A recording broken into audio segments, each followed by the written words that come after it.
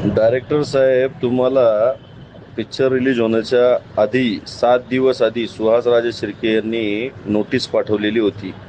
सगळे मुख्यमंत्री, दोन्ही उपमुख्यमंत्री, सेन्सर बोर्ड वगैरे यांना 7 दिवस आधी, पिक्चर रिलीज होण्याच्या आधी, की बाबा त्याचं काही जर का हे असेल, आक्षेपार्थ जर का काही हे असेल तर त्याच्यासाठी आम्हाला तो पिक्चर दाखवण्यात यावा अशी नोटीस पाठवलेली आहे. त्यावेळेस का नाही तुम्ही हे केलं? आदरणीय भूषणजी, अ, पहिलं तर खूप सॉरी की मी कदाचित तुमचा फोन काल उचलला नसेल, कारण मी थोडा वाईट नेटवर्क एरियामध्ये आहे. पण मी तुमची प्रेस कॉन्फरन्सही पाहिली आणि हा तुमचा मेसेज मी आत्ता वाचला. सर्वप्रथम तर मी तुमची माफी मागतो जर नकळत तुमच्या भावना दुखावल्या गेल्या असतील तर. आणि मी तुमच्या मेसेजला उत्तरही देऊ इच्छितो प्रामाणिकपणे. सर, सिनेमाच्या सुरुवातीला एक डिस्क्लेमर येतो आणि त्याच्यामध्ये लिहिलंय की हा चित्रपट पूर्णतः छावा या कादंबरीवर आधारित आहे, जी शिवाजी सावंतांनी लिहिली होती. त्यामुळे ह्या चित्रपटाची कथा, पटकथा हे सगळं छावामध्ये जसं लिहिलंय त्या प्रकारेच आम्ही ते रंगवण्याचा प्रयत्न केलाय.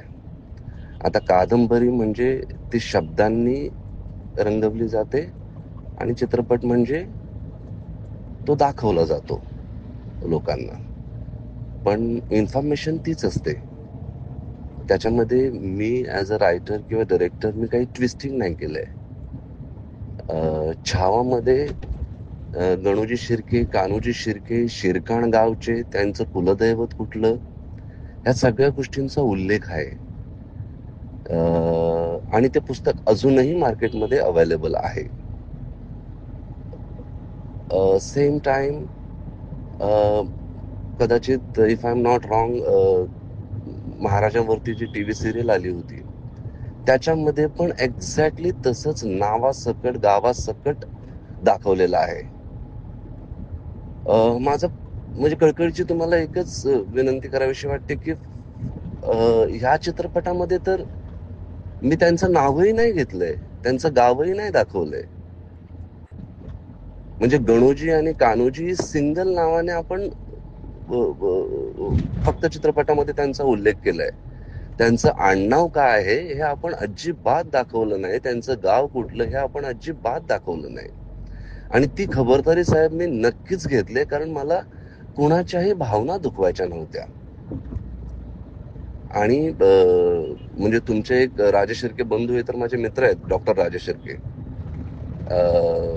पण ह्या चित्रपटाचा उद्देश कोणाच्या भावना दुखवायच्या नव्हत्याच. आणि दुसरी गोष्ट, तुम्ही म्हणालात पैसे कमवण्यासाठी हा चित्रपट मला बनवायची गरजच नव्हती साहेब. माझ्याकडे इतर खूप विषय होते जे भरपूर पैसे कमवून देऊ शकतात. ह्या चित्रपटासाठी संपूर्ण टीमने, मी, आमचे प्रोड्युसर दिनेश विजयन यांनी रात्रंदिवस मेहनत करून 4 वर्ष मेहनत करून हा चित्रपट फक्त ह्याच्यासाठीच निर्माण केलाय की चित्रपटी संभाजी महाराज काय होते हे आपल्या जगाला कळावं. छत्रपती संभाजी महाराजांवर किती गढूळ लिखाण आहे हे देखील तुम्हाला माहितच आहे. ते पुसण्याचा हा एक प्रयास होता. आपले राजे काय होते बच्चाला कळावं, हा एक प्रयास होता. पैसे कमवण्यासाठी इतर खूप विषय आहेत हो. त्याच्यामुळे हा विषय पैसे कमवण्यासाठी नव्हताच.